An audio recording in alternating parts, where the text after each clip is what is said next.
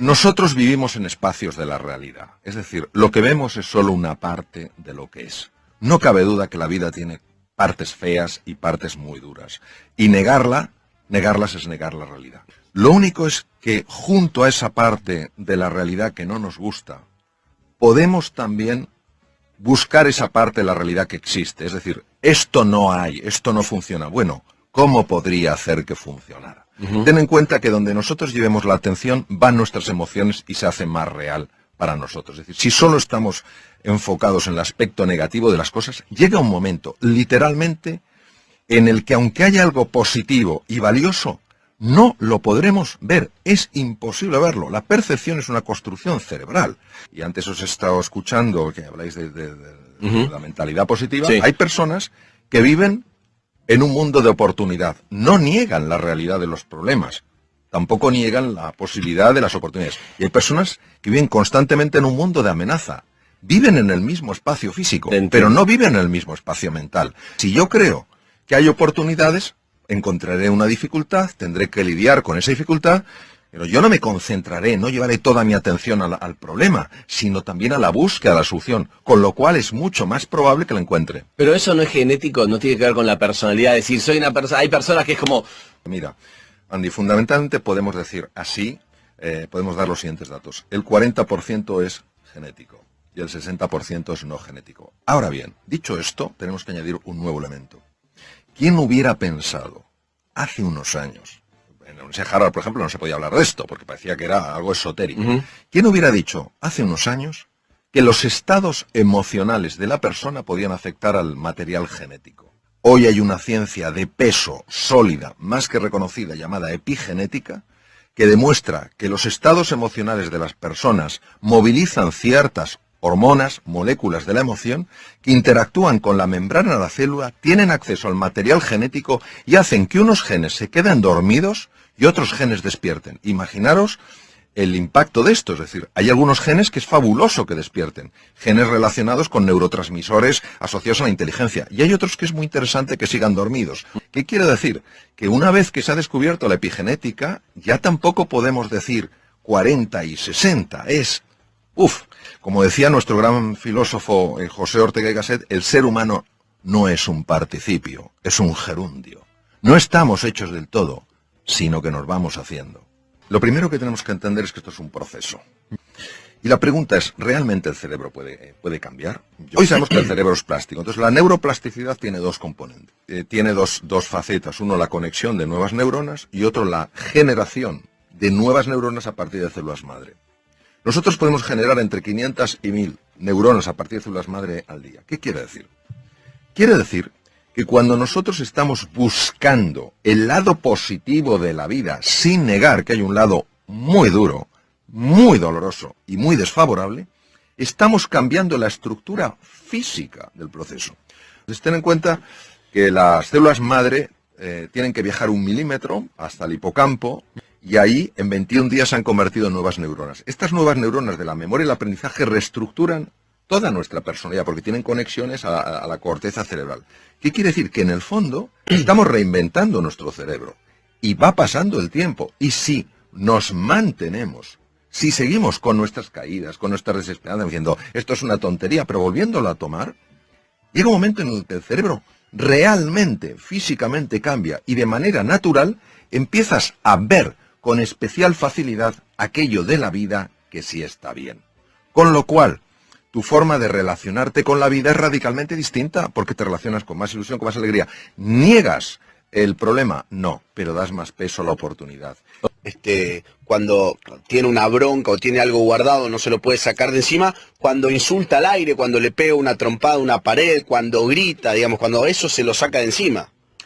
Mira, eso es verdad. La sensación que una persona tiene en esos momentos es de liberación. Lo que se ha visto es que cuando se utiliza con frecuencia ese canal, el tejido cerebral dedicado a la expresión violenta de las cosas aumenta. ¿Qué quiere decir? Quiere decir que hay un camino, y completamente de acuerdo con lo que habéis dicho, esto no es sencillo. Quien pretenda decir que esto eso es humo puro, eso es engaño, y eso es tomar el pelo a la inteligencia de las personas. Es un proceso que requiere un compromiso enorme, y ese compromiso solo llevas a cabo cuando eres consciente, un poco lo que decías tú, Andy, del precio que estás pagando, Estás del pagando un precio que has pagado y del precio que vas a seguir pagando en tu vida. Pues yo recomendaría mucho lo siguiente. Es una técnica increíblemente sencilla. Tomar una hoja de papel y empezar a escribir las emociones. ¿Por qué esto es tan potente? Porque la zona anterior izquierda del cerebro, que se llama la zona prefrontal izquierda, es la base de las emociones positivas. Cuando nosotros, una emoción que la tenemos ahí y que nos está desbordando, pero que todavía no la hemos articulado en el lenguaje, empezamos a articularla en el lenguaje, a la fuerza para poderla articular en el lenguaje, para poderla escribir, tiene que pasar por la zona prefrontal izquierda. ¿Y entonces qué pasa cuando pasa por ahí? Pues imaginaros un hierro súper caliente que lo haces pasar por un agua. tanque de agua fría. Entonces, no es que la temperatura, ese aumento de temperatura desaparezca por completo, pero sí se aminora. Y en ese momento ya puedes gestionar. Luego, otra cosa importantísima y que se ha demostrado de una utilidad máxima es, en esos momentos, cuando uno está así, uno es peligroso. Lo que hoy sabemos desde la neurociencia, que han pasado muchos años, es que hay muchos elementos químicos. Y cuando hay esa frustración y esa tensión, hay una química que nos convierte en personas peligrosas. En ese momento, si tú vas a tu casa, vas a ver a tus hijos, vas a ver a tu mujer, a tu marido, a quien sea, y les vas a ver como oponentes, es decir, les deshumanizas. Entonces, hay otro sistema súper sencillo y súper potente para reducir esto, que es el ejercicio físico. Caminar acelerando el corazón y la respiración. ¿Por qué? Porque al hacer eso, hay dos cosas que se ponen en marcha. Una de ellas se llama, dos hormonas, se llama la oxitocina. Y el otro es la beta-endorfina. Ambas hormonas tienen la capacidad de desconectar un núcleo cerebral que se llama la amígdala. La amígdala y el hipotálamo son las bases de las reacciones de ira. Por eso, si un día alguien sale del trabajo y está porque le han hecho la faena, le han maltratado, esos momentos que todos podemos experimentar en nuestra vida, mi propuesta para la evaluación de los oyentes es que no vaya directamente a su casa. Porque sino que va a contaminar con porque esa va a ira contaminar todo. Esa activación produce una contaminación llamada resonancia límbica en todo el mundo, sin darte cuenta, por los gestos, por el tono. Entonces, que se ponga a andar deprisa, entonces produce una... ¿Cuánto tiempo al toque lo va a calmar? Pues mira, si la reacción de ira es intensa, necesita 20 minutos. Si Caminando es menos intensa, rápido. caminando rápido. Entonces, esa aceleración hace que la hormona, la oxitocina, empieza a desconectar la amígdala deja de interactuar con el hipotálamo, que es donde está donde ponía Freud, precisamente el id, la parte más bestia del ser humano, la ponía el hipotálamo, que el hipotálamo tiene tamaño guisante, pero manda lo que no se sabe.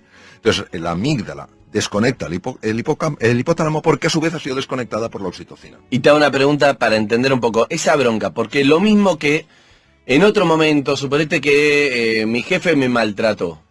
Hay días que no te hace nada y un día que se me activaron los cables y tengo una bronca que es la que vos decís. ¿De qué depende eso? Es una pregunta importantísima. Depende de cómo yo evalúe en ese momento lo que está pasando. Vamos a ver. Hay hechos que son objetivos. Es decir, si a mí se me cae la botella aquí, todo el mundo lo ve y se dice, a mí se ha quedado la botella. Pero hay hechos que hay un elemento que es subjetivo. Se cae la botella y yo mismo me digo, qué torpe soy. Eso es lo que genera todo el daño. Entonces, muchas veces, cuando somos hipersensibles a comentarios de los demás y nos enfadamos, es porque previamente nuestro diálogo interior nos ha estado poniendo la cabeza como una jaula de grillos. Lo que pasa es que como actúa a nivel inconsciente, nosotros no nos podemos... damos cuenta y surge en ese momento. Exacto, no lo podemos oír, sí lo podemos sentir. Y hay que escribir entonces, todo el tiempo. Es importantísimo, es decir, es sencillo. Y aquí la prueba del algodón, como decimos en España, la prueba de eso, es que se pruebe. Que Ahora, se pruebe. Que se pruebe. Y empiezas A ver si el doctor es un vendehumo o no. Exacto, Que lo exacto. haga. Ahora, hay que hacerlo dándole una oportunidad al ejercicio. Okay. Es decir, hay que hacerlo en serio. No escribo 3 garabatos, esto no funciona. Okay. No, porque hay que tener en cuenta que la venganza, y voy a decirlo en sentido metafórico, es muy dulce. Okay. Ya es muy atractivo decir, este se va a enterar. Bueno, que sepamos que cuando alguien nos hace una faena en el coche, y tenemos toda razón para enfadarnos, a quien le sube la tensión arterial es a mí. Al que se le altera el sistema inmunológico es a mí. Es decir, es una forma, no digo de egoísmo, sino de sano cuidado de uno mismo. Se trata de conocerse para comprenderse y comprenderse para superarse. Vamos a ver. Hay veces en la vida en las que a nivel personal o profesional con pequeños cambios vamos tirando. Eso no es reinventarse. Okay. Pero hay veces que a nivel profesional o personal tenemos que hacer cambios radicales, transformaciones profundas. Y en ese momento necesitamos aflorar de nuestro interior talentos, capacidades que no sabemos que tenemos y que son esenciales para dar ese paso. Mi pregunta es, Mario, ¿cómo encontramos aquello que llaman el Dharma, ¿no? Nuestro propósito en la vida, que es lo que nos hace saltar de la cama por las mañanas? Yo te diría que ese gift, ese don, da pistas. Es decir, al menos en lo que ha sido mi vida, no es algo que aparezca con trompetas, clarinetes y tambores y de repente digas, esto es lo mío. Mira, yo voy a contar muy brevemente dónde verdaderamente entiendo que está mi don. Mi don está en mi capacidad de comunicar. Entonces, yo jamás le di ninguna importancia a mi capacidad de comunicar. Pero ya me llamaba la atención que cuando era pequeño y contaba un cuento, pues la gente se quedaba realmente absorta. Cuando yo a mis hijos, siendo pequeños, les contaba cuentos, no solo se quedan absortos, sino que querían grabarme y empezaron a grabarme los cuentos y yo no lo entendía porque me parecía que aquellos cuentos que me inventaba no eran interesantes para una grabación. Cuando yo hablaba con mis enfermos, antes de que entraran a quirófano o cuando hablaba con las familias, observaba que se producía en ellos una sensación de calma realmente notable. Pero para mí eso era normal porque no me costaba, o sea, era algo totalmente natural y si no lo hubiera hecho me hubiera sentido raro. ¿Quién me iba a decir a mí años después que eso se convertiría pues en mi forma actual, digamos, por describirlo de una manera, mi forma actual de vida, que sería a través de la comunicación, donde tendría mi mayor capacidad de influencia? ¿Qué ocurre? Que hay muchas personas que tienen un talento, que tienen un don, pero como les es tan natural y estamos acostumbrados a valorar solo aquello que cuesta un montón de esfuerzo, que hay que pelear a lo bestia, que hay que tal cual, no acaban de valorar eso. Entonces no creen que eso tenga suficiente interés. Entonces, yo me acuerdo que cuando tenía cierto tiempo libre, tanto en mis estudios de medicina como en el ejercicio de mi profesión, siempre me dedicaba a leer cosas de superación personal, siempre me dedicaba a leer cosas que tenían que ver con la relación mente-cuerpo. Por eso era como una parte que yo integraba de forma, pues me parecía bastante normal en el campo de la medicina, y sin embargo era una cosa que estaba buscando su propio espacio para en un momento determinado llevarme a otro nivel, ¿no? Entonces yo diría eso. En primer lugar, creo que hay que entender que toda persona tiene un don para algo. Y que ese don, cuando tú lo tienes, no sabes que es un don, pero los demás ven que es un don. Y que precisamente porque es natural en ti, porque fluye, no sueles darle importancia.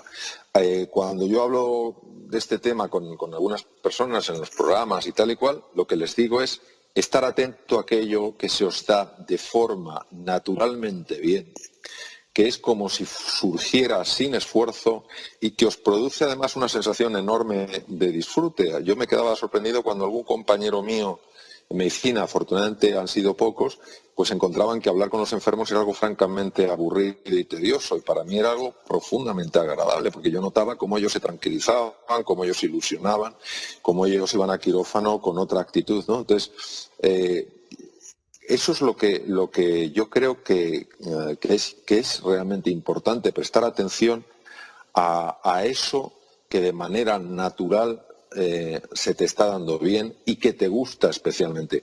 Y también hay que entender que que ejercitar un don no ha de buscar el que los demás te aplaudan o el que los demás te valoren. Siempre es muy agradable que te aplaudan y te valoren. Pero el tema del don, para mí la belleza del don es que te ayuda a desplegar tu potencial. Es a través de tu don, a través del ejercicio, en este caso en lo que a mí respecta, sobre todo de la comunicación, me ayuda a mejorar como persona, me ayuda a evolucionar, ¿no? Ahora, es verdad, Víctor, y así lo lo he vivido, Sí. que el don curiosamente es muy sutil. Y creo que es muy sutil y a veces es difícil de escuchar porque hemos perdido mucha conexión con la dimensión profunda de nuestra existencia. Realmente no conectamos con esa fuerza que se suele mencionar como la fuerza del corazón, y por eso creo que en el trabajo para descubrir el don, una de las cosas más importantes es la meditación, es decir, el entrar en silencio, entrar en el vacío y conectar con aquello que está más allá del ruido, más allá de la vorágine, más allá de las prisas. Yo creo que aquellas personas que verdaderamente sí están buscando su don de una forma seria y de una forma comprometida, antes o después lo acaban encontrando. Sí. ¿Es cuando encontramos ese don, cuando se acaba la insatisfacción y ese sentimiento de vacío? Bueno, hay un anhelo tremendamente profundo en el ser humano que solo se puede llenar, al menos desde mi perspectiva, cuando tú descubres quién eres en realidad. O sea, cuando una persona consigue ir más allá de sus títulos, de sus posesiones, de sus cargos, de sus conocimientos, incluso de su forma de pensar, incluso de su forma de ver la realidad, y penetra en esa dimensión profunda de la existencia y descubre qué es lo que le define por naturaleza, hasta que no ocurre eso, ese anhelo no puede dejar de existir. ¿Qué ocurre? Que muchas veces uno lo quiere llenar o lo quiere colmar con el tener, y no se puede colmar con el tener, solo se colma con el ser quien realmente eres, no quien te crees que eres. Por eso el anhelo profundo que todo ser humano, sin excepción, tiene, lo que nos pide, al menos desde mi experiencia, es que despertemos de la pesadilla, despertemos del drama, del sueño, y nos demos cuenta que en la vida pasan cosas, que duelen, que en la vida pasan cosas difíciles, pero como decía una queridísima amiga mía, María de Villota, la vida es un regalo. Entonces, hasta que uno no se da cuenta de que verdaderamente la vida es un regalo, a pesar, digo, de tropiezos, dificultades, dolores y cosas que hacen que lo pasemos mal, hasta que no tengamos este sentido profundo de gratitud, creo que no podremos haber colmado ese anhelo. ¿Cuál es tu propuesta para pasar del piloto automático a tomar conciencia? Yo creo que uno pasa del piloto automático a tomar conciencia cuando está harto de estar harto, ¿sabes? Cuando uno se da cuenta, vamos a ver, nosotros vivimos en piloto automático porque pensamos que no hay otra forma de vivir. Así de claro. O sea, nosotros vivimos en piloto automático porque pensamos que solo cuando se vive en piloto automático uno es eficiente, uno es creativo, uno logra cosas, etcétera, etcétera. Sí. Esto es como el pez no sabe que está dentro del agua hasta que le sacan de ella. Pues nosotros andamos dentro del agua pensando que no hay más mundo. Y entonces decimos, bueno, pero no hay más mundo que el mundo de las prisas, no hay más mundo que el mundo de estar en 27 cosas a la vez. Y realmente eso es lo que nos ocurre. ¿Qué pasa? Que cuando tú oyes algo, lees algo, ves algo que de alguna manera te hace descubrir, te hace caer en la cuenta de que sí hay otro mundo posible, entonces te planteas mirar en otra dirección. Ese caer en la cuenta, eso que me gusta llamar insatisfacción inspiradora, es lo que hace que una persona se pare. ¿Qué ocurre? Que da mucho vértigo porque hemos cogido mucha inercia. Entonces, da mucho vértigo pararse porque uno piensa que pararse es el fin. No, ¿qué va? Hoy sabemos que la desaceleración de una persona reequilibra el sistema nervioso central, lo sabemos, está demostrado. Las personas que, por ejemplo, consiguen pararse unos minutos, relajarse, centrarse en el presente, no dejarse capturar por los pensamientos, sabemos, ha sido muy ampliamente documentado, que empiezan a producir cambios muy valiosos en el cerebro, cambios que tienen un impacto en la creatividad, en la capacidad de aprendizaje, en la capacidad de comprensión y en la capacidad de prestar atención. Hay que tener en cuenta que cada vez hay más síndromes de déficit de atención en adulto y en niño. Por otra parte, se sabe que aquellas personas que consiguen hacer ese alto, no es que no produzca su mente pensamientos, es que los pensamientos ya no les atrapan, no les llevan a donde quieren llevarles, son personas que biológicamente empiezan a rejuvenecer, que empiezan a mejorar el funcionamiento de su sistema de defensa, que sus tejidos funcionan mejor, que sus células llevan a cabo mejor sus funciones. Hoy se puede medir, hoy hay tecnología para ver lo que pasa en una persona en estos estados de mayor calma, de mayor serenidad y mayor tranquilidad. ¿Qué pasa? Que es tan contraintuitivo que desacelerar es lo que te permite luego ir más deprisa, que vuelvo a decirlo, solo aquellas personas que de alguna manera se sienten inspiradas por algo que leen, por algo que escuchen, ojalá tu programa, por algo de este tipo, se paran y dicen, oye, me voy a tomar esto en serio. O aquellas personas que llega un momento en que dicen, ¿y todo esto para acabar en la cama de un hospital con un infarto a los 35 años? ¿A los 40 años? ¿Todo esto para que mis hijos no sepan quiénes son? ¿Para que no sepan quién soy? ¿Para que no tengamos un vínculo? Todo esto para eso. Entonces, en ese momento, dice uno, esto no puede seguir así. La zona de confort es una zona con un gran poder gravitacional y para encontrar esa palanca que nos saque de ahí, yo creo que es a través de la inspiración o a través, a veces, de tocar fondo.